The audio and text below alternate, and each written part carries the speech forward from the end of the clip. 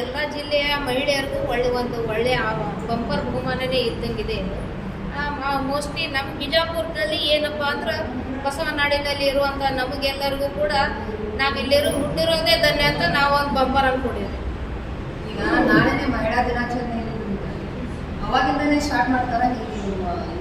ಲಕ್ಷ್ಮೀ ಹೆಬ್ಬಾಳ್ಕರ್ ಅವರು ಅದೇನು 2 ಸೀರೆ ಕೊಡೋದು, ಗೃಹಲಕ್ಷ್ಮಿ ಕಲರ್ ಜೊತೆಗೆ 2 ಸೀರೆ ಮಾಡಬೇಕು. ನಾಳೆ ಮಹಿಳಾ ದಿನಾಚರಣೆ ದಿನವೇ ಮಹಿಳೆಯರಿಗೆ ನಾವು ಮಾಡಬೇಕು. ಅದೆಲ್ಲ ಈಗ ಅವರು ಬಜೆಟ್ ಮಂಡನೆ ಮಾಡಿದ್ದಾರೆ. ರಾಜ್ಯ ನಾಯಕರುಗಳು ಅದನ್ನ ಆಲಿಸಿ ಅದನ್ನು ಕ್ಲಿಯರ್ ಮಾಡಬೇಕು.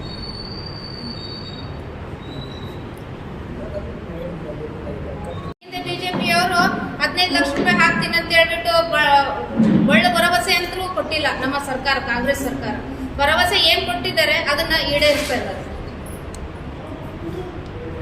ನಾಳೆ ಮಹಿಳಾ ದಿವಸದ ಏನು ಕಾರ್ಯಕ್ರಮ ಮಾಡ್ತೀರಿ?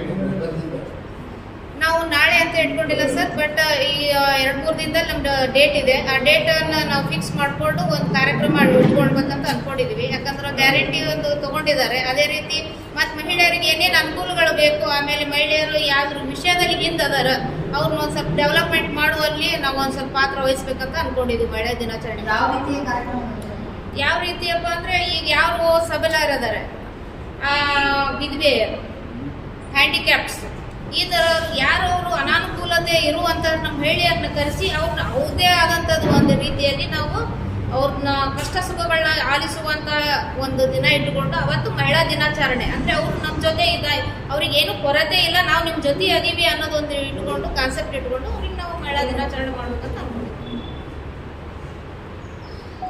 ಈಗ ಸಿದ್ದರಾಮಯ್ಯನವರು ಎಲ್ಲ ಕಡೆ ಒಂದು ಶಾಲೆಗಳು ಎಲ್ಲ ವಸತಿ ಶಾಲೆಗಳು ಇದ್ದವು, ಆದರೆ CBSE ಪಠ್ಯಪುಸ್ತಕಗಳು ಇದ್ದಿದ್ದಿಲ್ಲ. ಅದನ್ನು ಕೂಡ ಒಂದು ಬಿಡುಗಡೆ ಮಾಡಿದ್ದಾರೆ ಈ ಒಂದು ಬಜೆಟ್ನಲ್ಲಿ, ಮಕ್ಕಳಿಗೆ ಅನುಕೂಲ ಆಗಲಿ ಅಂತೇಳಿ.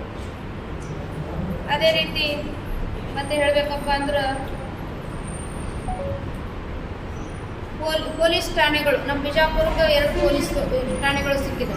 12 ಕರ್ನಾಟಕದಲ್ಲಿ 12 ಹೊಸ ಪೊಲೀಸ್ ಠಾಣೆಗಳನ್ನು ಆರಂಭಿಸಿದೆ ಬಜೆಟ್ನಲ್ಲಿ. ಅದನ್ನು ಕೂಡ ಇದು ಒಂದು ಬಜೆಟ್ನಲ್ಲಿ ನಮಗೆ ಅಪೂರ್ವವಾದಂಥದ್ದು. ಏನು ಎಲ್ಲ ನಿಮಗೆ ಬಂದದ ನಾವು ಬಂದಕ್ಕಿಂತ ಆರ್ಗನೈಸೇಷನ್ ಹ್ಯಾಂಗ್ ಮಾಡಕತ್ತೀವಿ, ಸರ್ಕಾರ ನಿಮ್ಗೆ ಅದೇ ಇಲ್ಲ ಅದು ಹೇಳ್ರಿ. ಇದು ಎಲ್ಲ ಪೇಪರ್ದಾಗ ಆಲ್ರೆಡಿ ಬಂದದ್ರಿ, ರಿಯಾಕ್ಷನ್ ನಿಮ್ದು ಎಲ್ಲ ಆಲ್ರೆಡಿ ಮಾಡ್ತಾವ. ಈಗ ಹೊಸದು ಏನು ಹೇಳ್ರಿ ಅಂತ ಹ್ಯಾಂಗೆ ಆರ್ಗನೈಸೇಷನ್ ಆಗ್ತದ ನಿಮ್ದ, ಯಾವ ಥರ ನಿಮ್ದು ನಾವು ಏನು ಕೆಲಸ ಮಾಡ್ತೀವಿ, ಏನು ಪ್ರೋಗ್ರಾಮ್ ತಗೊಂಡಿರಿ ಅದು ಹೇಳ್ರಿ. ಈಗ ನಾವು ಹೇಳ್ಬೇಕಂದ್ರೆ ಸರ್, ನಮಗೆ ಎಲ್ಲರಿಗೂ ಸಪೋರ್ಟ್ ಇದೆ.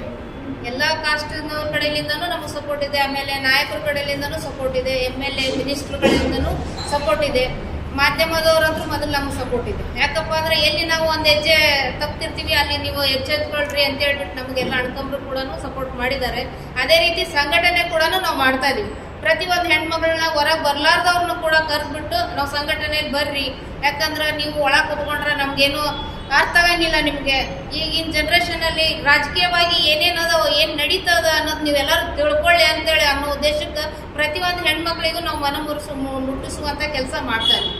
ಸಂಘಟನೆಯಲ್ಲಿ ಏನು ನಮ್ಮ ಕಾಂಗ್ರೆಸ್ ಸರ್ಕಾರ ಇಂದಿರಾ ಗಾಂಧಿ ಅವರು ಯಾವ ರೀತಿ ಆಡಳಿತ ನಡೆಸಿದ್ರು ಅದೇ ರೀತಿ ಈಗ ನಮ್ಮ ಮುಖ್ಯಮಂತ್ರಿ ಸಿದ್ದರಾಮಯ್ಯ ಸಾಹೇಬರು ಕೂಡ ಅದೇ ರೀತಿ ಒಂದು ಆಡಳಿತ ನಡೆಸ್ಲಕತ್ತಾರ. ನೀವು ಬಂದು ಅದನ್ನ ಉಪಯೋಗ ತಗೊಳ್ರಿ. ಅಲ್ಲಿ ಮನ್ಯಾಗ ಕೂತ್ಕೊಂಡ್ರೆ ಏನು ಗೊತ್ತಾಗಂಗಿಲ್ಲ, ನಿಮಗೆ ಸರ್ಕಾರದೊಳಗೆ ಏನೇನು ಯೋಜನೆಗಳು ಅದಾವ ಅನ್ನೋದೊಂದು ಮಾಹಿತಿ ತಿಳ್ಕೊಡ್ರಿ. ಅದೇ ರೀತಿ ಮನೆಗೆ ಅನುಕೂಲ ಮಾಡ್ಕೋರಿ ಅನ್ನೋದೊಂದು ಉದ್ದೇಶ ಇಟ್ಕೊಂಡು ಅವ್ರನ್ನ ಹೊರ ಕರ್ಕೊಂಡು ಬಂದು ಸಂಘಟನೆ ಮಾಡುವಲ್ಲಿ ನಾವು ಯಶಸ್ವಿ ಆಗ್ಲಕತ್ತೀವಿ ಸರ್. ಈಗ ತಿಂಗಳಿಗೆ 2,000 ರೂಪಾಯಿ ಗೃಹಲಕ್ಷ್ಮಿ ಹಣ ಆಗ್ತದೆ, ಅದೇ ಸರಿಯಾಗಿ ತಲುಪ್ತಾ ಇಲ್ಲ ಕೆಲವರಿಗೆ. ಈಗ ಅದ್ರ ಜೊತೆಗೆ ಮತ್ತೆ 2 ಸೀರೆಯನ್ನ ಸರ್ಕಾರ ಏನು ಸುಗಮವಾಗಿ ತಲುಪಿಸುವಂತ ಕಾರ್ಯ ಮಾಡ್ತಾರೆ. ಖಂಡಿತ. ಯಾಕಪ್ಪ ಅಂದ್ರೆ ಕೊಟ್ಟು ಮಾತಂತೆ ನಡೆಯುವಂತ ಸರ್ಕಾರ ನಮ್ದು ಕಾಂಗ್ರೆಸ್ ಸರ್ಕಾರ. 2 ದಿನ ಹೆಚ್ಚು ಕಮ್ಮಿ ಆಗಿರ್ಬೋದು, ಬಟ್ ಯಾವ ಯೋಜನೆಗಳು